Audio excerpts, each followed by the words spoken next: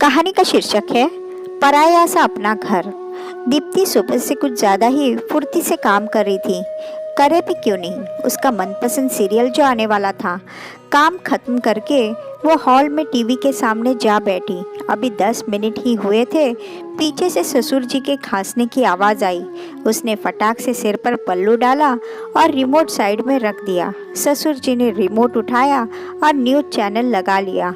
वो मन महसूस कर रह गई। बुझे मन से वो वापस अपने काम में लग गई। दीप्ति एक संयुक्त और परंपरागत परिवार में ब्याही हुई लड़की थी। जब वो ससुराल में आई तो उसने देखा हॉल में ही एक बड़ा सा टीवी लगा है। सासू माँ ने बड़े प्यार से कहा, कितना अच्छा लगता है जब सब परिवार वाले साथ मिलकर टीवी देखते हैं, इसलिए हमारे घर में हॉल में ही टीवी लगा है। दीप्ति ने सोचा, चलो अच्छा है, सब मिलजुल कर देखेंगे। पर वो दिन कभी आया ही नहीं। वो और उसकी जेठानी के आते ही सासू माँ ने रिटायरमेंट की घोषणा कर दी। रसोई की जिम्मेदारी उनके माथे पर डाल दी। अब तो टीवी ही उनका साथी था। दीप्ति का बहुत मन होता, पर सासू जी का दिल तो सास बहू के सीरियल पर ही अटका रहता। दीप्ति को अपने कॉलेज के दिन याद आते, जब वो लोग रोडीज के ऑडिशन की चर्चा करते या नए रियलिटी शो के बारे में गॉसिप कर रहे होते। विराट का नया लुक, रणवीर की नई पिक्चर उनकी बातों में शुमार होते। आखिर एक दिन उसकी जेठानी ने अपने पतिदेव से कहकर एक टीवी मंगवा ही लिया। टीवी आते ही महाभारत का लाइव टेलीकास्ट दीप्ति को देखने को मिला। सब अपने अपने कमरे में घुसे रहेंगे। परिवार में जब टीवी आता है, परिवार बढ़ जाता है। फिर बहुओं का क्या है, काम धाम छोड़कर टीवी में ही उनका दिल लगेगा। सासू माँ ने तुर्रा छोड़ा, अरे भाई इतना बड़ा टीवी लगा तो है, जिसका मन करे हॉल में ही देख लो, फालतू की भीड़ की जरूरत ही क्या है। ससुर जी ने दूसरा तीर छोड़ा। अगले ही दिन वो टीवी सासू माँ ने ये कहते हुए दीप्ति की ननंद को यहाँ भिजवा दिया। बेचारी ऋचा पूरे दिन अकेली रहती है। उसकी सास को किटी से ही फुर्सत नहीं मिलती। कमरे में आराम से बैठकर टीवी तो देखेगी, और नया टीवी रुचा दीदी के घर चला गया। आज इंडिया और पाकिस्तान का फाइनल मैच था। दीप्ति सुबह से ही इंतज़ार कर रही थी। आज तो हर हालत में वो मैच देख कर ही रहेगी। सासू माँ को वो एक हफ्ते पहले ही नोटिस दे चुकी थी कि फाइनल मैच तो उसे हर हालत में देखना ही है। जल्दी जल्दी काम सल्टाकर वो हॉल में गई।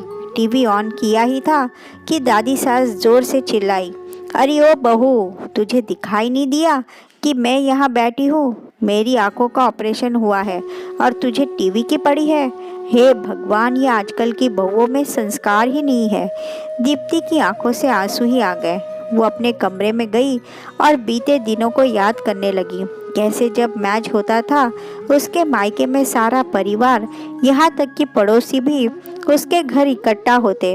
हर चौके छक्के पर जो धमाल मचता वो देखने लायक होता। दीप्ति सोचती, ये आज़ादी है? कैसी है आज़ादी? कौन सी आज़ादी? कहाँ की आज़ादी?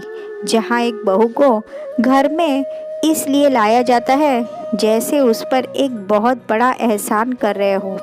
अब ये घर तुम्हारा है बहू, तुम देखो। जिम्मेदारी के नाम पर पूरे घर का बोझ उस पर डाल दिया जाता है। वो सबसे आखिर में सोती है, आखिर में खाना खाती है, सबसे पहले उठती है। पूरे दिन चक्कर घिनी बनी इधर से इधर घूमती रहती है। बदले में उसे क्या मिलता है? क्या होता है उसके पास? अपना कहने को सब कुछ देकर भी वो आउटसाइडर का तमगा लिए घूमती है। कभी कर सकी है वो अपने मन का? ये ब्लॉग लिखने का उद्देश्य सिर्फ इतना है कि आज भी लोग अपनी मानसिकता बदलने को तैयार नहीं है। एक लड़की की छोटी छोटी इच्छाओं की बलि दे दी जाती है। वो बहू, बीबी, भाभी, माँ सब बन जाती है।